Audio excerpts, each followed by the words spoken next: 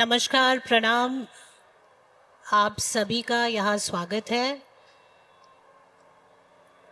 आज ये पल मेरे लिए बहुत बहुत ख़ास और महत्वपूर्ण है, क्योंकि मेरे साथ इस स्टेज पे अपने अपने क्षेत्र के दिग्गज बैठे हैं और ये अनुभूति और भी ख़ास और इम्पॉर्टेंट हो जाती है, क्योंकि हम त्रिवेणी के संगम के तट के पास यहाँ इस चर्चा में इस भावनाओं के विचारों के मंथन में पार्टिसिपेट कर पा रहे हैं। मेरा पूज्य स्वामी जी और साध्वी जी को बहुत बहुत आभार। कल्चर कुंभ के तीनों जो हमारे श्रेष्ठ गण हैं उनको प्रणाम और बहुत आभार कि ये आपने मुझे अपॉर्चुनिटी दी है और एक ऐसा विषय दिया है जो मेरे लिए बहुत ख़ास और महत्वपूर्ण है। इसलिए हो जाता है क्योंकि मैं जिस क्षेत्र से आती हूँ, उत्तराखंड से, वहाँ मैंने देखा है कि महिला, नारी, हमारी मातृशक्ति, हमारी बहनें, वे ही ना सिर्फ घर चला रही हैं, वे बाहर का कार्य भी उसी सकुशलता से करती हैं। बहुत ही स्ट्रॉन्ग धार्मिक जो एक बैकबोन होती है, वो एक फाउंडेशन और बैकबोन उनकी है और वो पूरी फैमिली को प्रोवाइड करती हैं। मेरा पालन पोषण ऐसे क्षेत्र में हुआ, दिल्ली जैसे मेट्रोपॉलिटन सिटी में हुआ, जहाँ इनिशियल जो हमारा इन्फ्लुएंस था वो ऐसा इन्फ्लुएंस था जो हमें ये बताता था कि आप अबला हैं, आपके साथ इक्वालिटी नहीं, आपको इक्वल नहीं माना जाता है। हमारी पढ़ाई के दौरान हमारी शिक्षा पूरी प्रणाली इस तरह से रचित है जहाँ हमें ये बताया जाता था कि महिलाओं का हमारे समाज में बहुत ही दुर्दशा है। they'll always be considered a second grade citizen, and which is why we need to fight, and we need to fight back, and we need to give back to the men, so to say. और ऐसे एक विचारधारा और education system और एक वातावरण से जब आप निकलते हैं तो when you are in your 20s you have a very communist way of looking at your own identity as a woman and your identity in the entire environment. But अब मैं ऐसी स्थिति में पहुंची हूँ जहाँ मेरे बच्चे हैं और एक माँ बनने के बाद आपको समझ आता है कि आपके ऊपर ना सिर्फ एक रिस्पॉन्सिबिलिटी है लेकिन इतनी डिपेंडेंसी है being at that core of a family. और हम अपनी एजुकेशन के माध्यम से कर क्या रहे हैं, हम उस फैमिली सिस्टम को डिस्ट्रॉय करने के लिए वुमेन को अटैक करते हैं विद दीज कम्युनिस्ट आइडियाज़ कि आप जब तक वेस्टर्न अटायर नहीं पहनती आप कूल नहीं हैं, आप इक्वल नहीं हैं। आप जब तक पब नहीं जाती हैं आप इक्वल और कूल नहीं हैं। आप जब तक अपने पार्टनर को चूज़ करती हैं, नॉट ओनली चूज़ करती हैं but until you have multiple relationships और you are free to choose who you want to go out with, आप कूल नहीं हैं, आप स्ट्रॉन्ग वुमेन नहीं हैं। तो आज इस विषय पर हम बात करेंगे कि भारत में जहाँ माँ का दर्जा सुप्रीम है, गुरु से भी ऊपर है, भारत में जहाँ ऐसी ऐसी रानियाँ हुई हैं जिन्होंने अपने क्षेत्र को ना सिर्फ उसकी रक्षा की है, अपने धर्म की रक्षा की है, उसको आगे भी बढ़ाया है। ऐसे भारत में, ऐसी स्थिति में हम कैसे पहुँचे और क्या हम आज के परिवेश में इस स्थिति में कुछ सुधार ला सकते हैं ताकि it is cool to wear a tika, it is cool to wear a bindi, it's cool to wear a sari, and you'll never be considered a weak woman just because you're not in the kind of conditioned attire or environment that you are supposed to be as per the Western thought process. तो मेरा पहला प्रश्न इस conversation में हमारे विवेक जी से रहेगा. I'll start with a man, and not because he's a man, but because I think it is important to start with a very different alternate view of woman. विवेक जी, अगर हम पुराने अपने समय को देखें, अपने हिस्ट्री को देखें, भले ही हमें पढ़ाया नहीं गया है, बट पिछले कुछ वर्षों से कंटिन्यूसली ये एक हमारे को एक एजुकेट किया जा रहा है. We are being told and we are being informed कि ऐसा नहीं था कि भारत कमज़ोर लोगों का देश था, ऐसा नहीं था कि भारत की नारी कमज़ोर थी. आप ये बताइए कि वैदिक टाइम्स में से, जहाँ हमारी गार्गी और मैत्री जैसे जो वो हैं, योगिनी हैं और गुरु हैं, हुई, उस समय का भारत किस प्रकार का था और महिलाओं का उस समय किस तरह का एक पद था, पदवी थी? क्योंकि आज जब आप उस समय की बात करते हैं तो सीधे मनुस्मृति की बात उठाई जाती है, और मनुस्मृति में भी बाकी श्लोकों को छोड़कर एक पर्टिकुलर श्लोक को हाईलाइट किया जाता है ये बताने के लिए कि वैदिक टाइम से भारत की महिलाएं जो हैं कभी सेम पेडेस्टल पे नहीं रही. इस पर थोड़ा अपना विचार. नमस्ते सभी को, प्रणाम. आपने जैसे कि अभी कहा कि प्राचीन समय में, और स्पेशली आपने नाम लिया मनुस्मृति, तो मनुस्मृति में एक श्लोक काउंट करते हैं बहुत बार, चैप्टर नंबर 3 श्लोक नंबर 56, यत्र नार्यस्तु पूज्यन्ते रमन्ते तत्र देवताः. इसको लेकर के जब चलते हैं कि जहाँ नारी की पूजा होती है वहाँ देवता निवास करते हैं, किंतु इससे आगे भी है, यत्र एतास न पूज्यन्ते तत्र सर्व अफला क्रियाः. जहाँ इनकी पूजा नहीं होती है वहाँ सभी जितनी भी क्रियाएं हैं वो असफल हो जाती हैं. ये भी वहीं पर ही है. तो ऐसा भी उदाहरण वहाँ पर दिया गया है. तो वैदिक वांग्मय में जब हम चलते हैं तो सबसे पहले आपने गार्गी जी का नाम लिया. तो जहाँ शिक्षा की बात करते हैं तो समान शिक्षा का अधिकार की बात भी मनुस्मृति में आती है.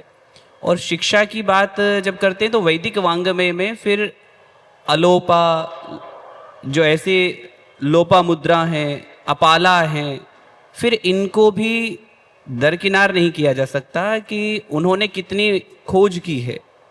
जैसे अगर हम बात करें अपाला जी के विषय में, तो उन्होंने एक ऐसी जड़ी बूटी का निर्माण किया जिसको उस समय जड़ी बूटी कह सकते हैं, लेकिन आज के समय में उसे एक औषधि कह सकते हैं, जिससे सदैव युवा बना जा सकता है. जिसमें ऋग्वेद की ऋचाओं के द्वारा उन्होंने उसका निर्माण किया. इसे केमिस्ट्री में भी हम देख सकते हैं. जैसे आज हम दवाइयाँ का निर्माण करते हैं तो आज से भी इसको रिलेट कर सकते हैं. ऐसा नहीं है कि आज के समय में कुछ आविष्कार नहीं हुए हैं. आविष्कार तो पहले भी हो रहे थे, आज भी हो रहे हैं.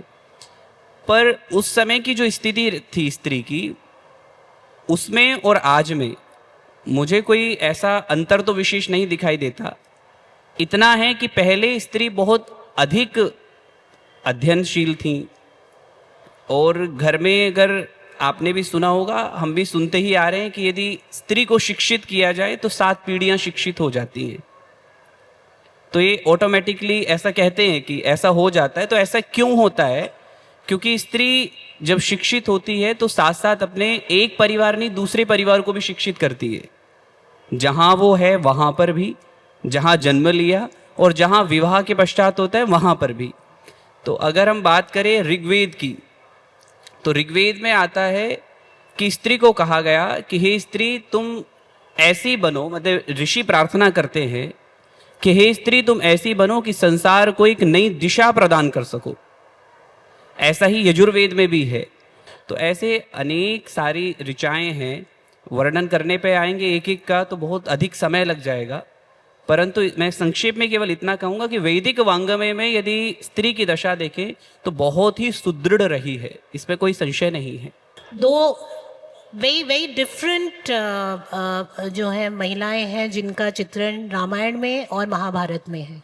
और अगर हम उनमें मुख्यतया देखें तो माता सीता हैं, और अगर द्रौपदी की बात करें महाभारत में, तो they are very varied characters, they are very different characters.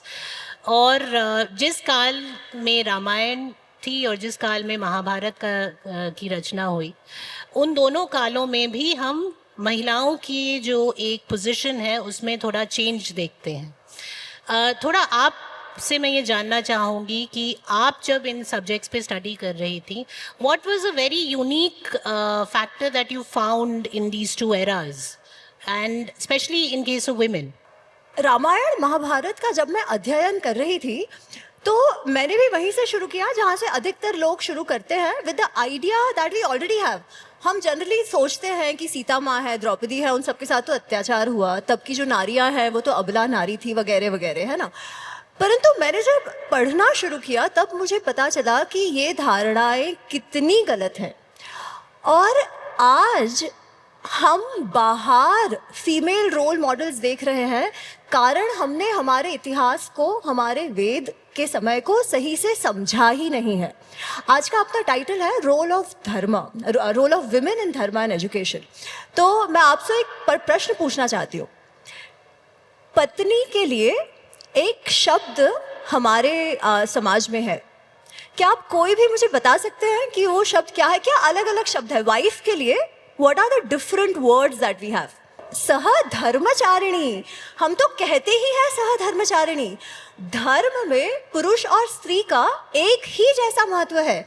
Ramayan में जब श्री राम का विवाह होता है सीता माँ के साथ, तो उनके पिता जनक ये कहते हैं, इयम सीता मम सुता सह धर्मचरी तव, ये जो मेरी पुत्री सीता है ये अब तुम्हारी सह धर्मचारिणी है, ये तुम्हारे साथ धर्म में, अर्थ में, काम में तुम सब साथ साथ हो।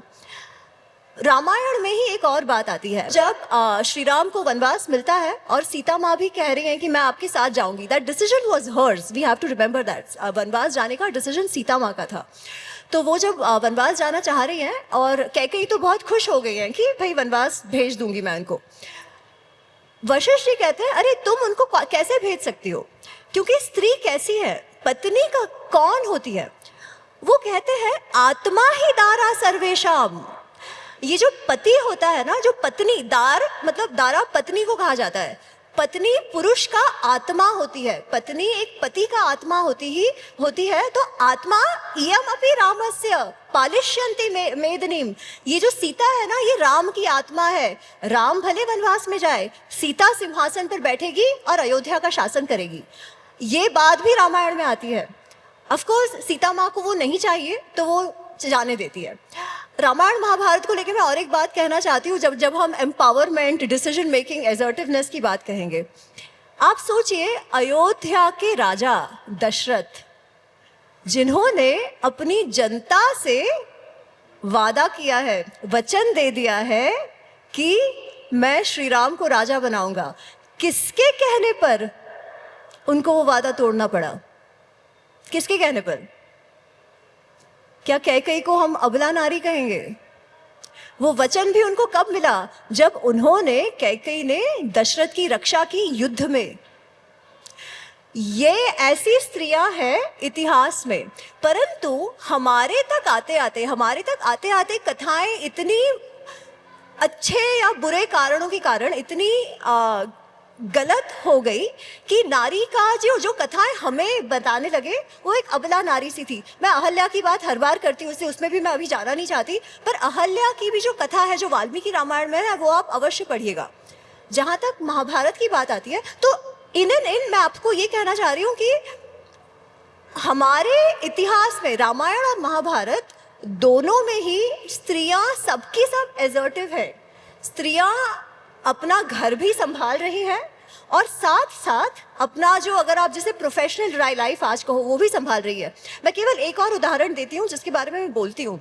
द्रौपदी, जब द्रौपदी की बात आती है तो केवल और केवल इतनी बात आती है कि देखो उनके साथ कैसा हुआ, उनके साथ वस्त्रहरण हुआ, उनका ह्यूमिलिएशन किया गया। हाँ, ये अवश्य हुआ, परंतु द्रौपदी का जो कैरेक्टर है वो कैसे था, ये इसका उदाहरण हमें द्रौपदी सत्यभामा संवाद में मिलता है। जब द्रौपदी बताती है कि मैं जब इंद्रप्रस्थ की रानी थी तो किस प्रकार रहती थी, और उसका आप विवरण देखें, डिस्क्रिप्शन देखें, तो हम यही कहेंगे कि इंद्रप्रस्थ का अगर चीफ ऑपरेटिंग ऑफिसर कोई है, चीफ फाइनेंशियल ऑफिसर कोई है, तो वो द्रौपदी है। क्योंकि वो कहती है कि यहाँ का जो ट्रेजरी है, जो कोष है, उसमें जितना इंसाइट मुझे है, उसके बारे में जितना मुझे पता है, वो तो किसी और को पता भी नहीं है, किसी भाइयों को भी नहीं पता है। तो जो chief financial officer, chief operating officer का काम भी द्रौपदी किया करती थी। अगर हमको सही में स्त्री सशक्तिकरण के उदाहरण चाहिए, उनका रोल धर्म में, एजुकेशन में चाहिए, तो हमारे इतिहास में इनफ रोल मॉडल्स है। मैं एक और बात कह के, कंटेम्पररी टाइम्स की बात कह के करके ये बात को समाप्त करना चाहती हूँ। हम कुंभ मेले में आए हैं, यहाँ आप बाहर देख रहे हो इतने सारे लोग हैं, इसमें कितनी स्त्रियां होंगी? Have you noticed? स्नान में वुड यू से एटलीस्ट 50%? तो ये जो धर्म का को जागृत रखना घरों में भी, वो कौन कर रहा है? फेस्टिवल्स को कौन मना रहा है? ऑफ कोर्स पुरुष कर रहे हैं, कोई एक नहीं कर सकता। मुझे ऐसे नहीं लगता कि बस स्त्री कर रही है तो पुरुष नहीं, ये भी बात नहीं है। स्त्री और पुरुष का जो यूनिटी है, जो कॉम्प्लीमेंटरीनेस है, वो तो हमारे में पहले से बताया गया। अगर आप शिव जी का जो अर्धनारीश्वर का रूप देखें, शिव शक्ति का रूप देखें, तो क्या कहते हैं? शिव शक्त्या युक्तो यदि भवति शक्तः प्रभवितुम। जब शिव और शक्ति साथ आते हैं तभी तो सृजन होता है। ये ही हमारी कोर फिलॉसफी है और यही हमारे इतिहास में भी देखने मिलता है। धन्यवाद। जय Siya Ram. Raji ji, I would like to bring you in here because since Ami mentioned about Draupadi being the treasurer, and हम आज जब women empowerment की बात करते हैं तो education के बाद हम महिला के सशक्तिकरण के लिए कहते हैं कि उन्हें independent होना चाहिए, they should be earning and they should be contributing not just within the home but probably also in terms of अर्थ, मतलब जिससे घर चलता है। How do you observe in the current times the contribution of women that is coming in to the economic side of things and development? तो if we talk about role of women in dharma, मुझे लगता है कि धर्म ही हमें दिशा दिखाता है। धर्म से हम ये सीखते हैं कि सरस्वती जी, लक्ष्मी जी, दुर्गा जी, तो wealth creation, knowledge creation, learning और इवन पावर, इवन डिफेंस, तो ये तीनों क्षेत्रों में ही इसमें कोई दो राय नहीं हो सकती कि जो भारतीय महिलाओं ने किया है सदियों से, इसके बहुत सारे उदाहरण हैं। कुछ की हमने चर्चा भी की अभी। और अगर अभी हम मॉडर्न इकोनॉमी की बात करें तो जैसे पिछले कुछ वर्षों में जो मैन्युफैक्चरिंग में ज़रूर हुआ है कि इस क्षेत्र में बहुत सारी कंपनीज जो हैं विमेन ओनली फैक्ट्रीज अब शुरू कर रही हैं। तो आपने जो पूछा कि क्या कंट्रीब्यूशन अभी के समय में है, तो बहुत सारी कंपनीज ये देख रही हैं कि जो शायद विवेक जी ने कहा था कि अगर किसी घर में अगर एक स्त्री की शिक्षा होती है तो आने वाले जो पीढ़ियां हैं उनकी भी शिक्षा हो जाती है उसकी चलते। तो बहुत सारी कंपनीज जो लोन देती हैं, जो वुमेन वर्कर्स को लेती हैं, वो ये भी देख रहे हैं कि जो लोन का रीपेमेंट होता है वो अगर नारी को दिया जाए तो वो ज़्यादा रिलायबल है, उनकी क्रेडिट ज़्यादा है, क्योंकि जो उपयोग वो करते हैं उस क्रेडिट का वो घर के सूझबूझ के लिए होता है, बच्चों की सूझबूझ के लिए होता है, और वो उस क्रेडिट को जारी रखना चाहते हैं, वो क्रेडिट लाइन चलती रहे। तो वो अपने कायदे से उसकी भरपाई भी करते हैं, और इसलिए बहुत सारे जो नए क्रेडिट इंस्टीट्यूशंस आ रहे हैं वो विमेन ओनली लोन्स दे रहे हैं, ऐसा भी हो रहा है। और जैसे मैंने कहा मैन्युफैक्चरिंग में भी ये है, बहुत सारी कंपनीज जो फैक्ट्रीज लगा रही हैं विमेन ओनली वर्कर्स को ले रहे हैं, क्योंकि वो भी ये देख रहे हैं कि जहाँ विमेन वर्कर्स आते हैं वहाँ पे एक सर्टेन जो एप्लीकेशन आता है, डेडिकेशन आता है, डिवोशन टू द वर्क आता है, वो शायद उनको मेल वर्कर्स में नहीं मिल रहा। और भारत की एक ये भी समस्या रही है कि women participation in the labour force कैसे बढ़ाया जाए, तो उस पर शायद सरकार एक ख़ास रूप में बल दे रही है इसके ऊपर।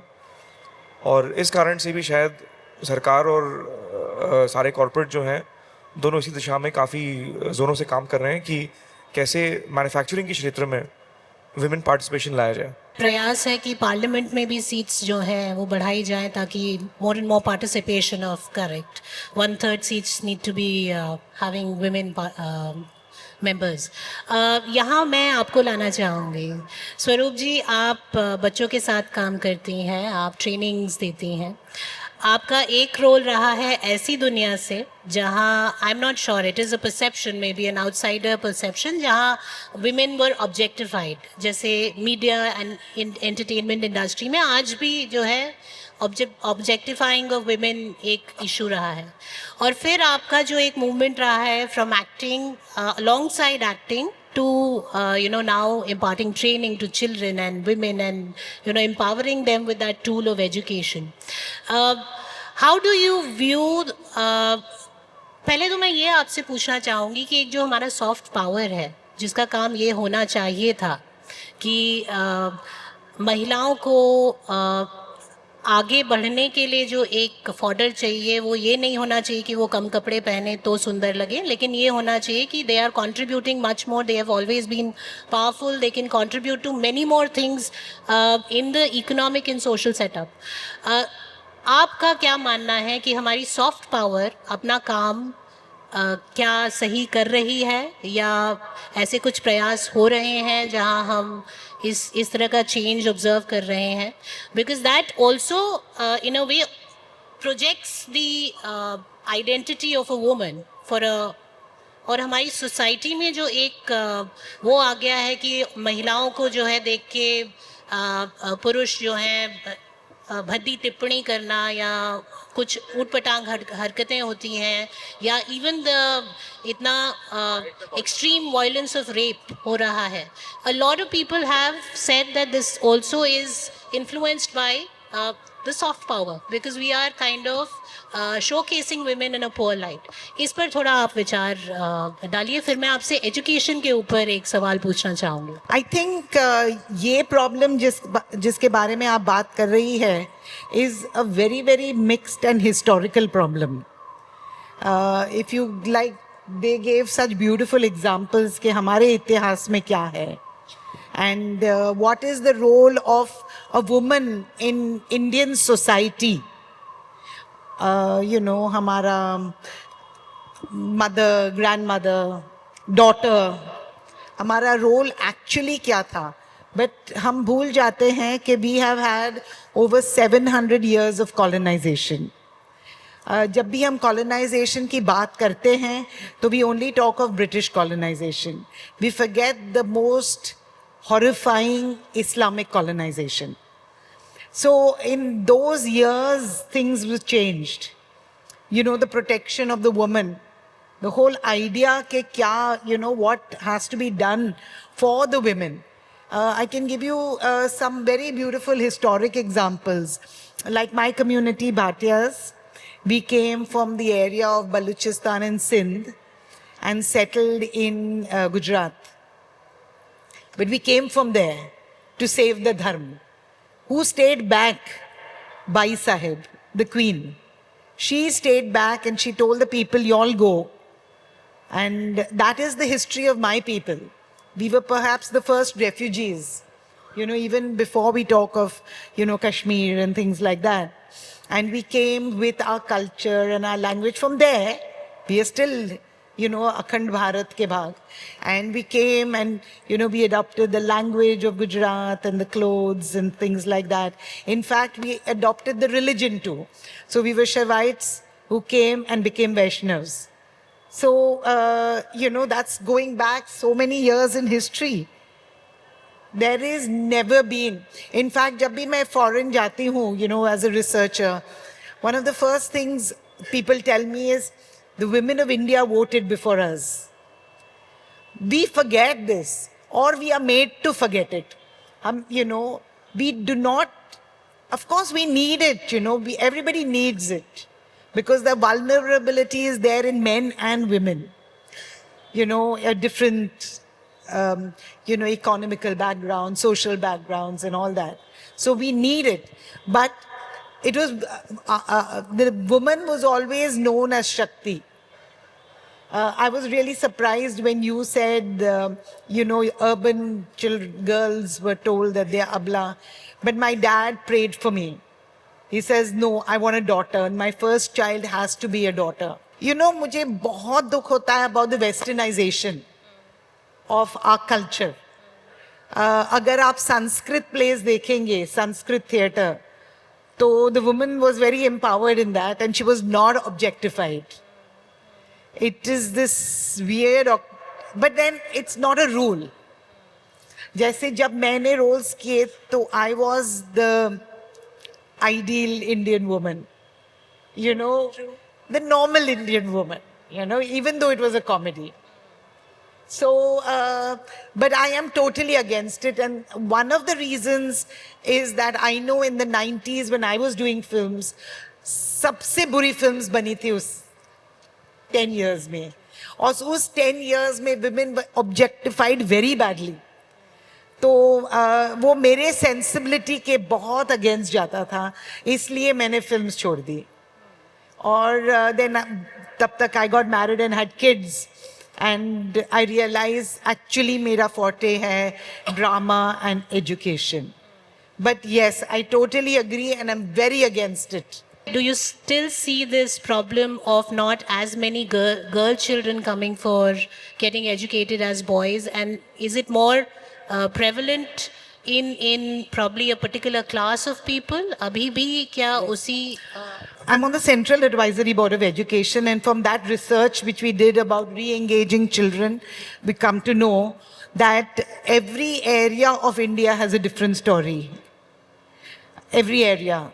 Especially in the Northeast and all that, we have the eldest daughter staying back to take care of the younger children. So yes, it does happen. I will not lie to you. Of course, कुछ areas south में there's a higher rate of dropout for boys, क्योंकि boys go to work after the 8th standard, and that's why Prime Minister Shri Narendra Modi ji and the Education Department, but especially I can see his hand in this. He's done things like pre-vocational education, the bagless school.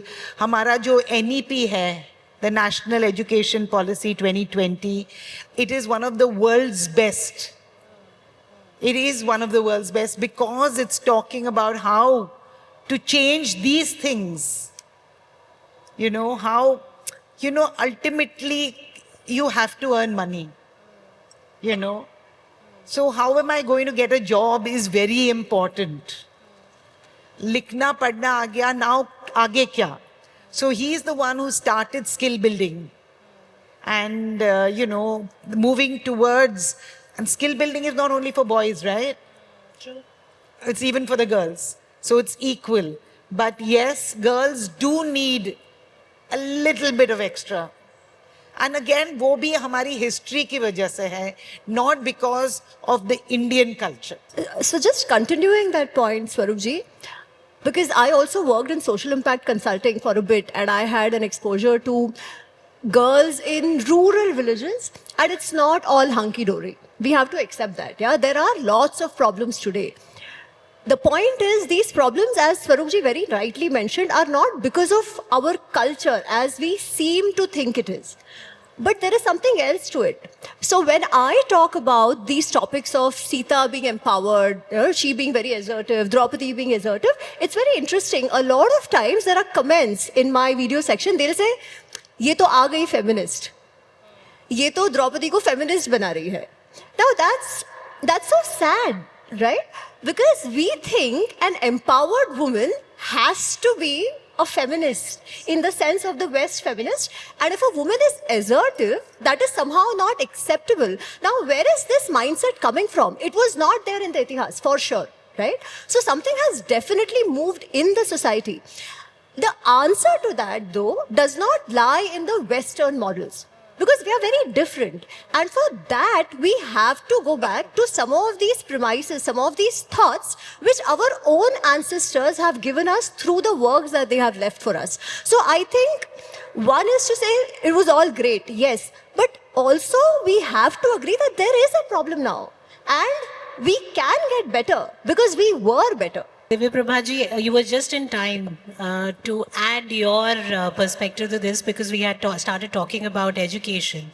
धर्म का एक essential part होता है कि आपको हर तरह के शस्त्र और शास्त्र के साथ जो है they make you equipped with it and हम अभी तक जो बात कर रहे थे वो हम अपने वैदिक टाइम से लेके अभी तक की जो नारी की जिस तरह से उसको प्रोजेक्ट किया जाता है या जिस तरह का हमारा वैदिक टाइम्स में एक पावर था महिला के पास, उस पर बातचीत हो रही थी. And in the context we also brought in education as to माँ हमारी पहली गुरु है और वहीं से हमारी शिक्षा, इनफैक्ट हमारे the sense of the relations we have with the entire world starts from there.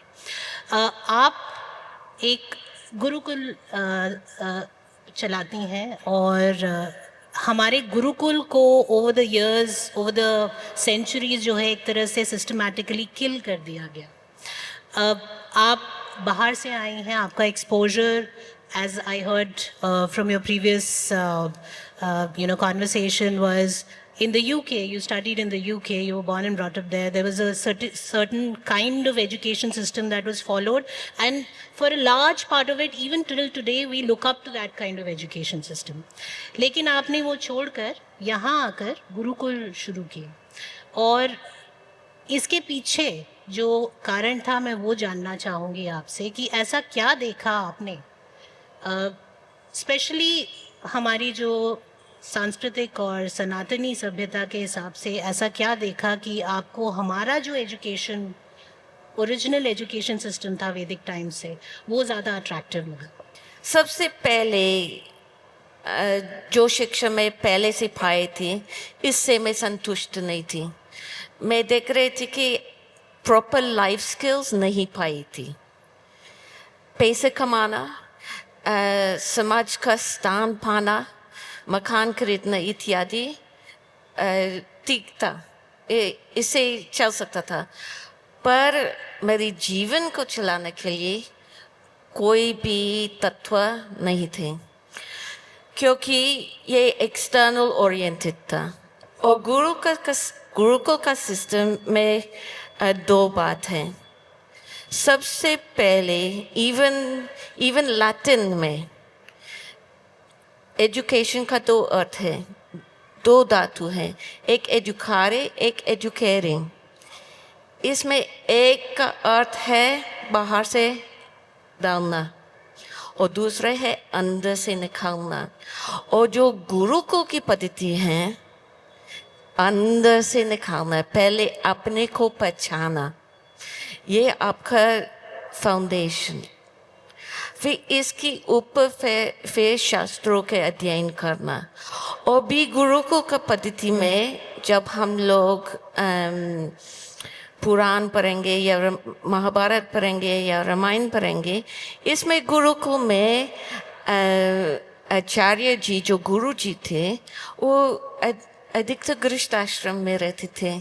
तो माताश्री भी होता थी, गुरु माँ होता था, और इसमें एक एनवायरनमेंट बनती थी. पर सबसे पहले जब तक हम लोग स्वयं शांति नहीं पा सकते हैं, अर्थात मतलब अपने को नहीं पहचानते हैं, हम लोग क्या सीखेंगे? तो ये गुरुकुल का परंपरा है जितना मैं समझती हूँ. फिर जब इसका ज्ञान होगा तभी परमात्मा और शास्त्रों का पूरा विस्तार हो सकते हैं, समझ सकते हैं, क्योंकि इसके बिना समझ नहीं सकते हैं. ज्ञान दो प्रकार हैं, एक शास्त्रों के आधार और दूसरा साधना के द्वारा. जब ये दोनों होगा तो पूरा माना जाएगा. तो ये गुरुकुल से सीख सकते हैं. स्कूल में जो आजकल है ये मुश्किल है. तो लाइफ स्किल्स बहुत इम्पोर्टेंट है. और प्राचीन काल से योग साधना चल रहा था, तो यही उसका महत्व है. इसलिए मैं पूरे जीवन इसमें लगाया हूँ, क्योंकि अगर ऐसे शिक्षा पूरे विश्व होगा, ये केवल होलिस्टिक नहीं है, ये सस्टेनेबल भी है, ये जो ब्रह्मचारी के एक अर्थ भी होते हैं ना, राइट यूज ऑफ थिंग्स। तो जब आप अपने अधिकार समझते हैं तो समाज में से ऐसे प्रकार का प्रयोग भी हो जाएगा, एफिशिएंसी भी होगा। गीता कहते हैं योग कर्मसु कौशलम, मतलब कि योग इज परफेक्शन इन एक्शन। तो इसमें बहुत लाइफ स्किल्स आएगा ब्रह्मचारी के जीवन में जो समाज के लिए उपयुक्त है। The next question I would like to take a comment from each one of you is कि अभी तक हमने जो अपना डिस्कशन है उसमें ये देखा कि धर्म को शुरू से ही महिलाएं जो है they are the backbone of upholding the धार्मिक ट्रेडिशंस। हमने ये देखा कि एजुकेशन में जो है शुरू से ही हमारा जो है एक बहुत इम्पॉर्टेंट रोल रहा है at the centre of it right from the times of Vedic times, from being a mother also in the gurukul parampara where गुरु जी के साथ जो उनके माता थी वो भी उतना ही उनका इम्पॉर्टेंट रोल रहता था to bring up the next generation and educate them.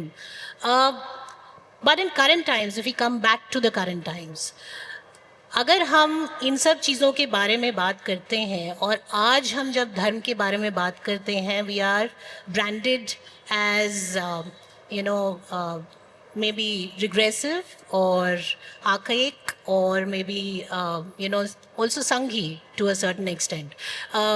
लेकिन आज के रोल की अगर हम बात करें तो महिलाओं से हमें क्या एक्सपेक्ट करना चाहिए so that when they are going out there and fighting the world and trying to win it on different platforms, तो हम उनसे किस तरह की एक्सपेक्टेशन या किस तरह की हमें उनको नर्चरिंग देनी चाहिए कि इस तरह की जो ब्रांडिंग्स आती हैं उसको हम ओवरकम करके, क्योंकि आई एम वेरी श्योर कि आज की बच्चियां ये फेस करती होंगी जब व्हेन दे असर्ट देयर धार्मिक आइडेंटिटीज़, हमें इमीडिएटली एक पुशबैक मिलता है कि अरे तुम कलावा पहन के आए हो, तुम टीका लगा के आए हो, and it's not just for men, it's more for women. There is a social pressure that's created. इस पर मैं आप सबसे एक कमेंट चाहूँगी कि what do you propose that there are young girls here, how can they feel that I am equally if not more important, assertive, my identity is very strong and I don't have to fall back to the kind of things that ask me to structure myself in a certain way. I do interact with a lot of young girls, and I think a lot of time the reason they cannot and do not want to assert their identity is also because they have a lot of open-ended questions. Things like, why should I worship Ram? He left his wife, right? And the answers they get in the families unfortunately are like, अरे श्री राम भगवान है तो आप मान लो, हाँ? या they will say, उनका हम ठीक है वो उन्होंने गलत किया पर वो तो उस समय का था, अच्छा उस समय का था तो आज क्यों मानूं मैं, right? So today somewhere within the families that culture where the women or the men could get their answers to some of these open questions because they are interacting with everybody. Values will move from continents, right? That is all going to happen. Social media interaction is not going to stop. So all that is going to happen. The new ideas are going to come. I believe that they need to get answers, one, for the questions that they have. Second, they need the right role models. आपने कहा to wear your Hindu identity, right? I remember clearly 10-12 years back, Shefali Tai sitting here, she made wearing sari cool. We've seen it happen in our lifetimes, right? And she was the one who just went on and on. The bindi, no business. And see, today you see so many girls I meet, they're so happily wearing their saris. So we need those role models. When they come up, there will always be initial pushback. But I think if they stand their ground, right, and that has always happened from Sadhvi Ritambhara to Amma to Sadhvi ji here to Shefali Tai to Swaroop ma'am to Divya Prabha Didi, all of them. One thing I have to mention about Divya Prabha Didi, she's come from UK as a lot of you know. She has a double PhD in Sanskrit after being an investment banker. And now she lives in Varanasi. She runs this Gurukul. I have been to that Gurukul. There are so many youngsters who are getting great education over there. So I really think all of you should give a big round of applause to what Divya Prabha Didi is doing. So to sum it up, give them the answers they want, understand them, And third, right role models, which I think today, thanks to social media, we have enough. So the cooler it becomes to be Hindu, it won't be a problem anymore. Thank you. वैसे तो अमी जी ने जो बात कही एक सार रूप में ही है। भगवत गीता पर मैं थोड़ा सा ध्यान आकर्षित करना चाहूँगा। चैप्टर नंबर 1 अगर हम बात करें तो negative mindset is the problem. Arjun की जो मनस्थिति है वो नकारात्मकता की ओर बढ़ती हुई और विषाद से ग्रसित स्थिति है। हम सब जानते हैं इस चीज़ को। ऐसी सिचुएशंस हर किसी के जीवन में आती है जब हम प्रश्न करते हैं और उत्तर देने वाला कृष्ण जैसा सामर्थ्यवान हो कोई, तो प्रश्न जब करते हैं तो उसके उत्तर भी मिलते हैं। Pure knowledge is the solution of all problems. Chapter number 2 का यही सार है। तो ठीक ज्ञान की ओर, जैसे अभी आपने कहा कि हम क्वेश्चन करें उसका आंसर ले, पर क्वेश्चन करें कहाँ पर, प्रश्न पूछे किससे जो हमें उसका ठीक उत्तर दे सके। तो आई एम ऑलवेज सेइंग कि हमारे जीवन में कोई कृष्ण होना चाहिए जिससे हम सारी बातें अपनी कह सके, मन के सब भावों को रख सके। अच्छी बातें भी हो सकती हैं, समाज से संबंधित भी हो सकती हैं, व्यक्तिगत भी हो सकती हैं, जिसके सामने हम अपने मन के हर एक उद्गार प्रकट कर सके। अपने जीवन में ऐसा कोई व्यक्ति होना चाहिए जिससे हम खुल कर के बात कर सके। आज मुझे लगता है सबसे बड़ी समस्या तो सबसे पहले यही आ गई है कि हम खुलना ही नहीं चाहते। हम कहते ही नहीं अपनी मन की बातों को, मन में रख लेते हैं कि लोग क्या कहेंगे, इस बात को सोच करके। जैसे धर्म की भी बात आई है तो धरति इति धर्मः, जो धारण करने योग्य है वही धर्म है। अब धारण करने योग्य क्या क्या हो सकता है उसकी तो एक बहुत लंबी चौड़ी लिस्ट हो सकती है कि धारण करने योग्य क्या क्या है। राष्ट्र की बातें हैं, फिर एक स्त्री के लिए, पुरुष के लिए, इसमें कोई अलग अलग तो नहीं है। हर किसी के लिए धर्म तो एक समान ही है। तो इसमें सबसे पहली बात यही है कि हम जब भी किसी से, जैसे टीका लगाना, तो इस बारे में प्रश्न करें, या शिखा रखना, धोती कुर्ता पहनना, क्या ये धर्म है? ये एक बाहरी आवरण हो सकता है। मेरे सिद्धांत हो सकते हैं कि मुझे प्रतिदिन ललाट पे टीका लगाना ही है, आपके सिद्धांत हो सकते हैं, पर धर्म केवल इतना नहीं है। धर्म इससे आगे भी है, इससे आगे बहुत सारी चीज़ें हैं जिन्हें हमें फॉलो करना चाहिए। तो इसके लिए सबसे सुगम मार्ग यही है। मैं तो बस 2 ही बातें कहता हूँ कि अपने जो बातें हैं प्रश्न करना सीखिए, उचित स्थान पर अपने सलाहकार कृष्ण जैसे रखिए, तो जीवन में कभी पराजय नहीं होगी। और यदि शकुनी जैसे रखेंगे तो परिणाम आप सब जानते हैं कि क्या हुआ था। तो हमारे सलाहकार बड़े सोच समझ के बनाने चाहिए कि सलाहकार शकुनी है या कृष्ण है। इसके बारे में एक और बात कह करके मैं अपनी बात को यहीं पे रखूँगा, पूर्ण करूँगा कि अर्जुन और कृष्ण के बारे में चैप्टर नंबर 18 के अंतिम श्लोक में कहा है, यत्र योगेश्वरः कृष्णो यत्र पार्थो धनुर्धरः तत्र श्री विजयो भूतिर ध्रुवा नीतिर मतिर्मम। जहाँ कृष्ण और अर्जुन है वहाँ पर विजय तो निश्चित है। इसलिए हमारे कृष्ण हों जिनसे हम अपनी बातें कर सके, वो माता पिता भाई बहन कोई भी हो सकते हैं। तो इसी को कह करके बस इतना ही कि हाँ, आपने कहा कि युवाओं के लिए मुझे नहीं लगता इससे ज़्यादा अच्छा और कोई हो सकता है। I agree with everybody, but मैं एक बहुत ही अलग बात करना चाहती हूँ।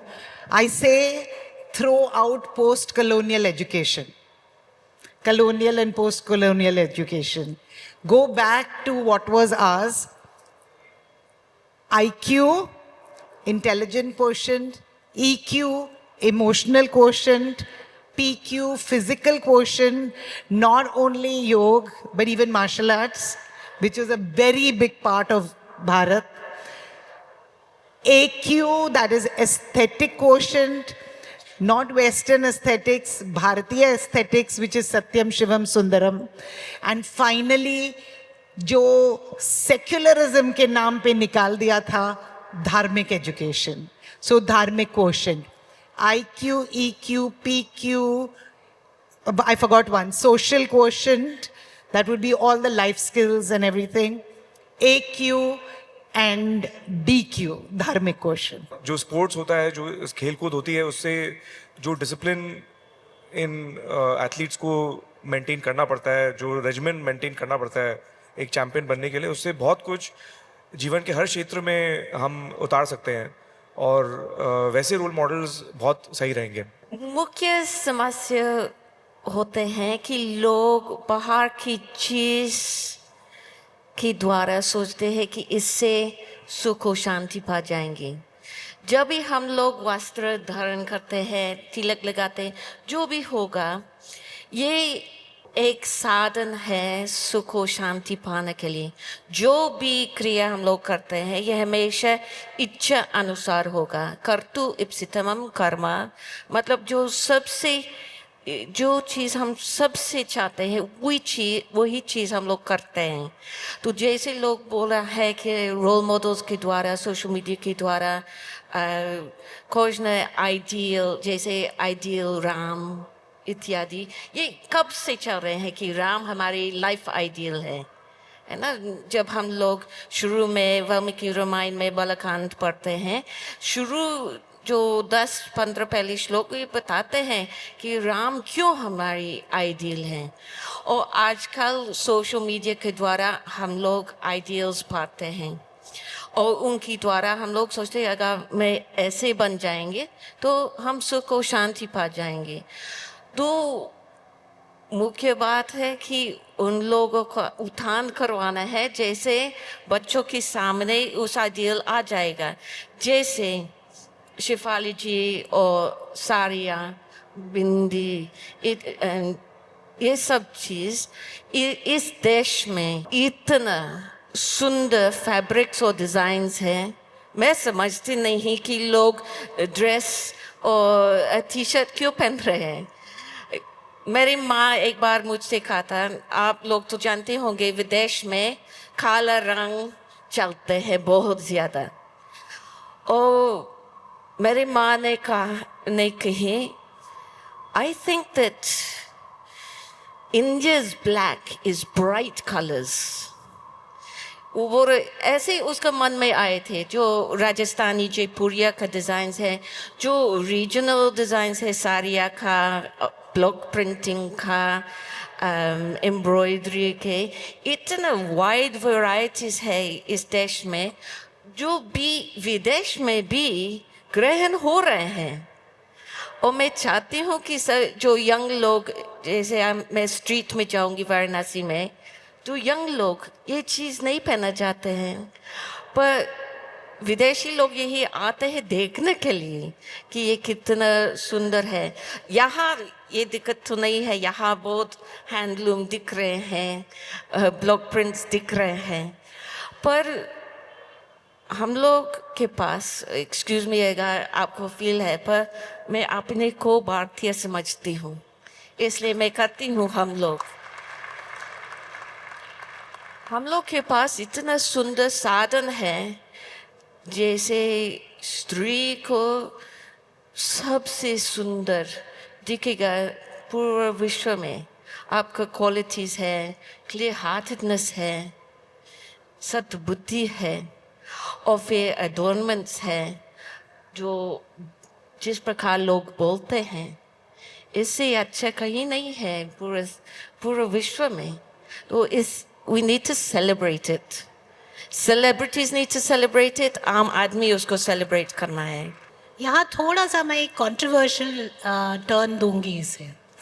अब हमने बात की और विवेक जी ने भले ही इस बात पर भी चर्चा की कि सिर्फ external appearance is not what we should be looking at, लेकिन एक ऐसा भी व्यू आता है कि अच्छा, इसका मतलब आप चाहते हैं कि मैं क्या धार्मिक नहीं हूँ, या मैं अपनी हिंदू आइडेंटिटी में प्राइड नहीं रखती अगर मैं कल को जो है जीन्स पहन के निकलती हूँ। तो सारी जो अंकुश हैं वो भी सिर्फ महिलाओं पर ही लगाए जाते हैं, मतलब उनके पहनावे पे अंकुश लगाया जाएगा। और यही कारण होता है आमूमन कि यंगस्टर्स इस चीज़ को फिर they start questioning कि क्यों, why is it that why is it that girls are only put under this this thing कि अगर आप हिंदू हो तो नहीं, आपको ऐसे ही फॉलो करना है। हम उस संस्कृति या सभ्यता से आते ही नहीं हैं जहाँ हम कहते हैं कि आप इसी तरह रोज़ जाएं और 5 बार अपनी पूजा करें, हम अपनी अलग अलग पद्धतियों से अपने ईश्वर को प्राप्त कर सकते हैं. तो why is it that we are then questioned if we are slightly differing? अगर मुझे कल को कहीं बाहर जाके कोई मीटिंग करनी है तो why should I be question then कि आप how can you be an assertive Hindu if you are not wearing, your external appearance is not similar to what you believe in? I wear all sorts of clothes, right? When I'm on stage and I want to make a point, I'm dressed in a certain way. When I'm in a conference where I'm very short, right? Sometimes I wear sari just to look big enough and let people take me seriously, because people do take you seriously जब आप साड़ी पहनते हो. But if I'm with youngsters, अगर college में गई हूँ तो I also wear pants, I also wear skirts. In my regular life, I wear everything. I don't think a dress defines you.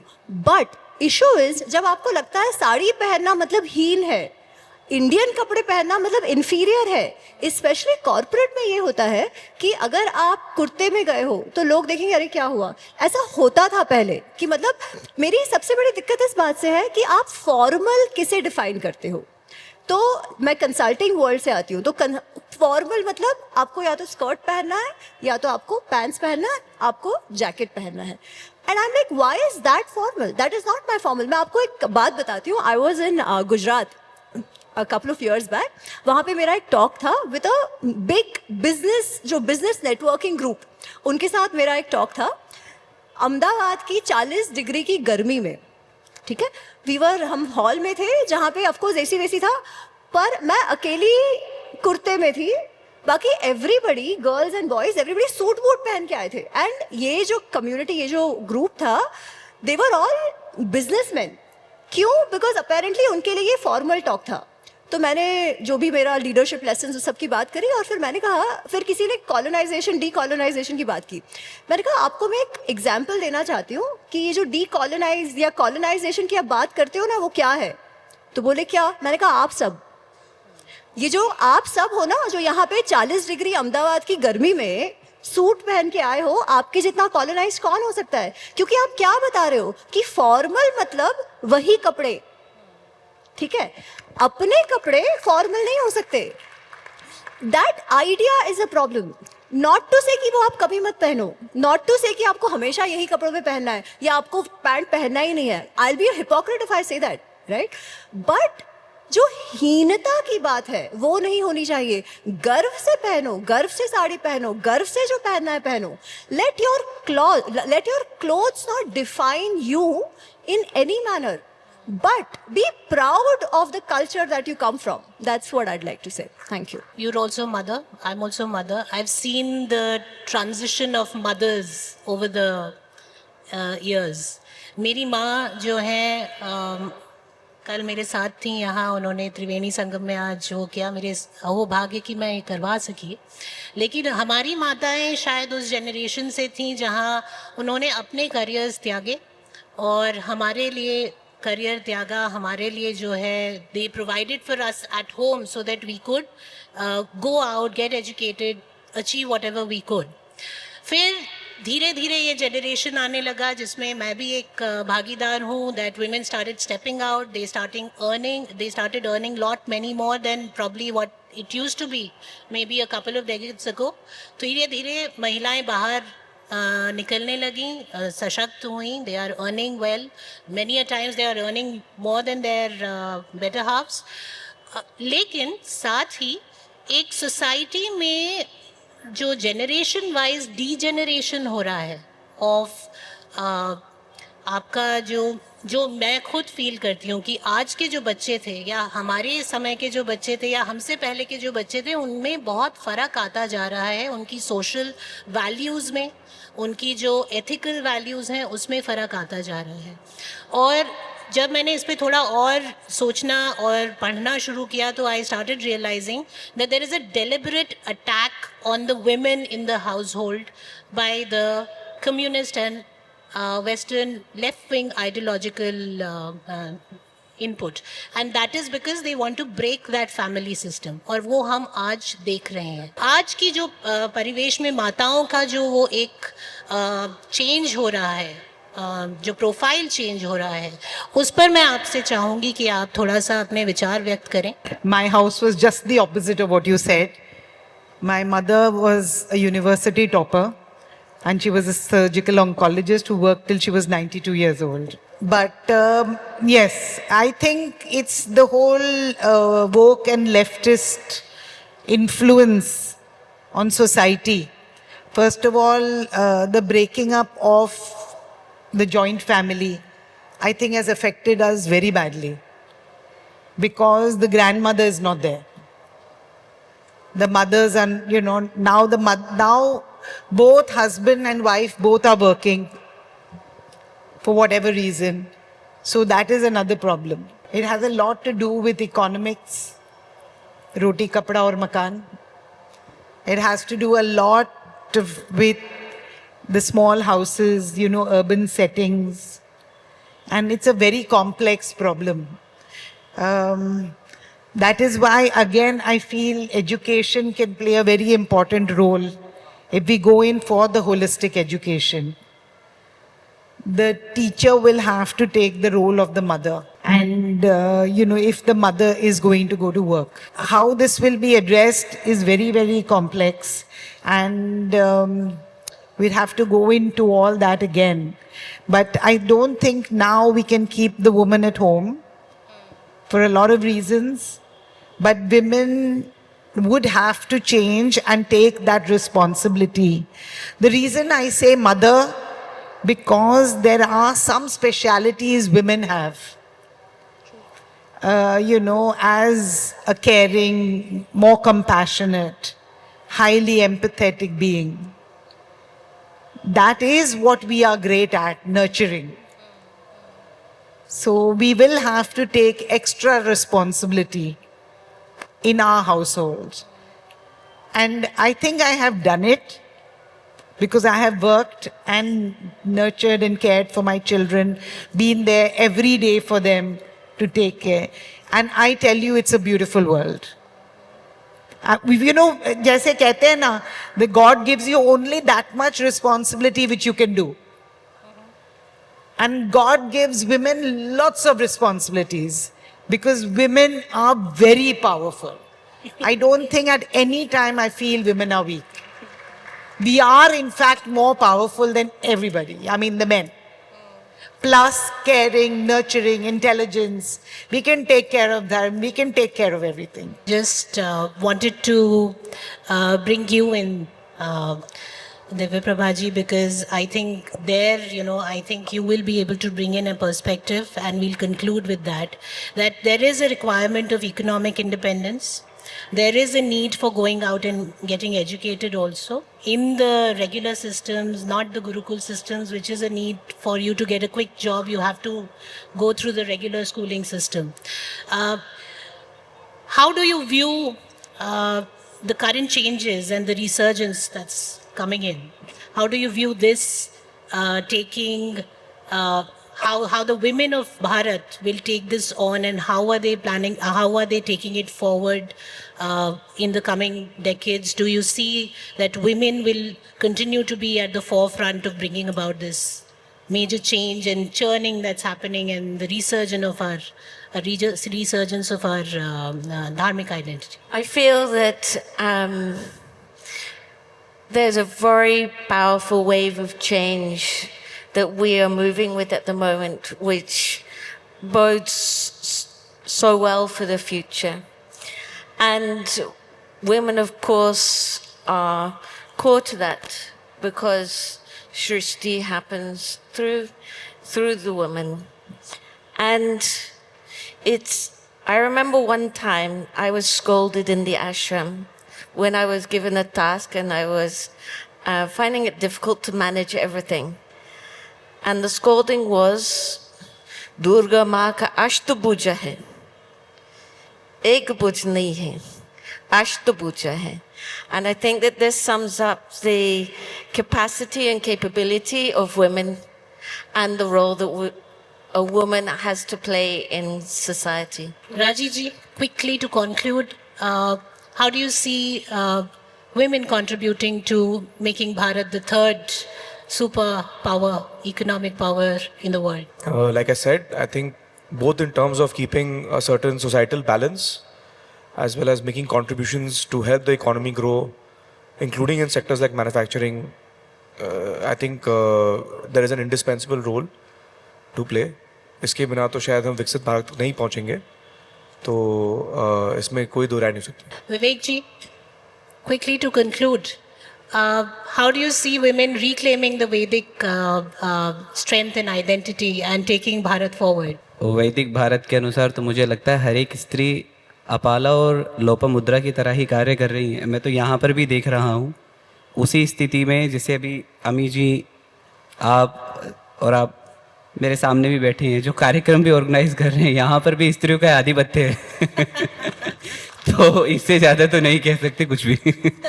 तो आज की स्थिति में स्त्री कहाँ है और वैदिक वांग्मय में जहाँ थी अभी भी वहीं की ओर बढ़ रही है. तो ऐसा कुछ नहीं है कि कहीं नहीं है.